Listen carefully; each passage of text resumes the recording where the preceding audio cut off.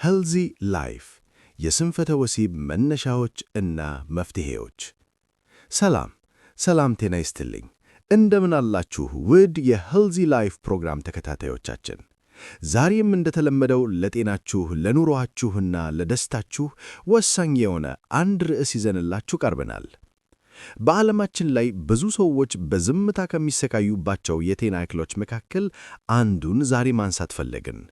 ይህ ጉዳይ በባህላችን ብዙ ጊዜ በግልጽ አይወራም።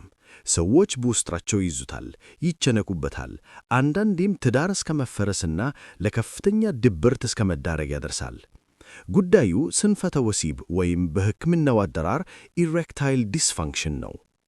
ወንድነት አበቃ፣ ከእንግዲህ ልጅ መውለድ አልችልም፣ ሚስቴን ማርካት አልችልም የሚሉ ጥያቄዎች በብዙ ወንዶች አእምሮ ውስጥ ይመላለሳሉ። ነገር ግን ተረጋጉ። ስንፈተ ወሲብ የዓለም ፍጻሜ አይደለም።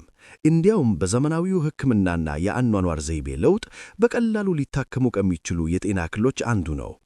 በዛሬው ፕሮግራማችን ስንፈተ ወሲብ ምንድን ነው? ለምን ይከሰታል? ከስነ ልቦና፣ ከጤናና ከአኗኗር ዘይቤ ጋር ምን ግንኙነት አለው? በተለይ በሀገራችን ኢትዮጵያ በስፋት የሚታዩ መንስኤዎች ምንድን ናቸው የሚለውን በዝርዝር በጥልቀትና በግልጽነት እናወራለን።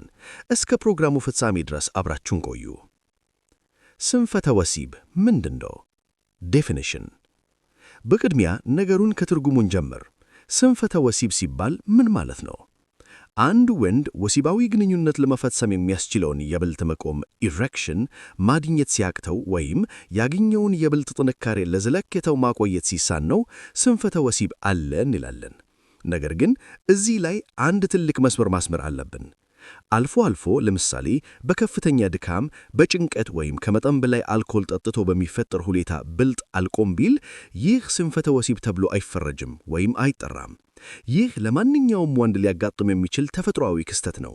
ችግሩ ስንፈተ ወሲብ ወይም በሽታ የሚባለው ሁኔታው በተደጋጋሚ የሚከሰት ከሆነ፣ ከጊዜ ወደ ጊዜ እየባሰ ከሄደና ግለሰቡን ወይም አጋሩን ለጭንቀት ከዳረገ ብቻ ነው። ጥናቶች እንደሚያሳዩት ከ40 ዓመት በላይ ከሆኑ ወንዶች መካከል 50 በመቶው በተወሰነ ደረጃ የስንፈተ ወሲብ ችግር ያጋጥማቸዋል። ስለዚህ ይህ የእርስዎ ብቻ ችግር አይደለም፣ በሚሊዮን የሚቆጠሩ ወንዶች የሚጋሩት ጉዳይ ነው። ታዲያ መንስኤው ምንድን ነው? መንስኤዎቹን በሦስት ዋና ዋና ክፍሎች ከፍለን እናያቸዋለን። አካላዊ ወይም የጤና መንስኤዎች፣ ስነ ልቦናዊ ወይም የአእምሮ መንስኤዎች፣ የአኗኗር ዘይቤ ወይም ልማዶች። እስኪ መጀመሪያ ወደ አካላዊ መንስኤዎች እንለፍ። አካላዊ የጤና መንስኤዎች ፊዚካል ኮዝስ። ወሲባዊ ግንኙነት ለመፈጸም የብልት መቆም ሂደት ውስብስብ ነው። አእምሮ፣ ሆርሞኖች፣ ነርቮች፣ ጡሾችና የደም ዝውውር ተባብረው የሚሰሩት ሥራ ነው። ከነዚህ ውስጥ አንዱ ከተስተጓጎለ ችግር ይፈጠራል። አብዛኛው ከ80 እስከ 90 በመቶ የስንፈተ ወሲብ ችግር መነሻው የአካል ጤና መታወክ ነው። 1. የደም ዝውውር ችግሮች ቫስኩላር ዲዚዝ። ብልት እንዲቆም ከፍተኛ መጠን ያለው ደም ወደ ብልት አካባቢ መሄድና እዛ ተተራክሞ ማቆየት አለበት። የደም ቧንቧዎች በስብ ከታፈኑ ወይም የደም ግፊት ካለ የደም ፍሰቱ ይገታል። ለዚህ ነው የልብ ህመም ቅድመ ማስጠንቀቂያ የሚባለው። የልብ ቧንቧዎች ከመተበባቸው በፊት የብልት ቧንቧዎች ከችን ስለሆኑ ቀድመው ይዘጋሉ። 2. የስኳር ህመም ዳያቤቲስ። በሀገራችን በከፍተኛ ሁኔታ እየጨመረ የመጣው የስኳር ህመም ለስንፈተ ወሲብ ዋና ተጠያቂ ነው።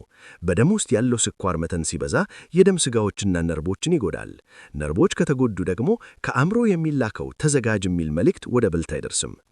3. የነርቭ ችግሮች እንደ ፓርኪንሰን፣ ስትሮክ ወይም ሽባ ወይም የአከርካሪ አጥንት ጉዳቶች በአእምሮና በብልት አካባቢ ያለውን መልእክት ልውጥ ያቋርጡታል። 4. የሆርሞን መዛባት። ቴስቶስቴሮን የተባለው የወንድነት ሆርሞን ወሲባዊ ፍላጎትን የሚቀሰቅስ ነዳፊ ነው። የዚህ ሆርሞን መጠን ከቀነሰ የወሲብ ፍላጎት ሊቢዶ ይቀንሳል፣ ብልትም የመቆም አቅሙ ይዳክማል። የታይሮይድ እጥል መዛባትም ሌላው ምክንያት ነው። 5. መድኃኒቶች ሜዲኬሽንስ። እየወሰድን ያለነው አንዳንድ መድኃኒቶች ጎንኛ ጉዳት ሊሆኑ ይችላሉ።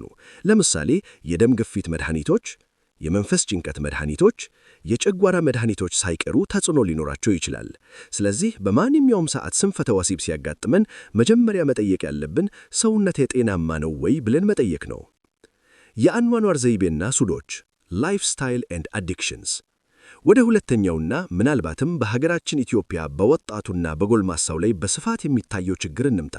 የአኗኗር ዘይቤ ራሳችን በራሳችን ላይ የምናመታው ችግር ልንለው እንችላለን። 1. ጫት። ይህ ጉዳይ በጣም አነጋጋሪ ነው። ብዙ ሰዎች ጫት ሲቅሙ የወሲብ ፍላጎታቸው ይጨምርና ረዥም ሰዓት መቆየት የሚችሉ ይመስላቸዋል። ሚርቃና ላይ ሲሆኑ ስሜቱ ይኖራል። ነገር ግን ይህ ጥያቢው ነው። በረዥም ጊዜ ኢን ክሮኒክ ዩዝ ሲታይ ጫት አደገኛ ውጤት አለው። የደም ስር መጠበብ። ጫት የደም ስሮችን እንዲኮማተር ያደርጋል። ደም ወደ ብልት እንዳይሄድ ይገታል። ስፐርማቶሪያ ያለ ፍላጎት ወይም ያለ ስሜት የዘር ፈሳሽ መፍሰስን ያስከትላል። የብልት መልፈልፈስ። ጫት ቃሚዎች በዓመታት በኋላ የብልት መቆም ችግር በስፋት ያጋጥማቸዋል። ይህ ቪዲዮ ወይም ፕሮግራም ጠቃሚ መረጃ እንደሰጣችሁ ተስፋ እናደርጋለን። ጥያቄ ወይም አስተያየት ካላችሁ ከታች ባለው ኮሜንት መስጫ ላይ አስቀምጡልን። ለሌሎችም እንዲደርስ ሼር ማድረጉን አይርሱ። ጤና ይስጥልኝ።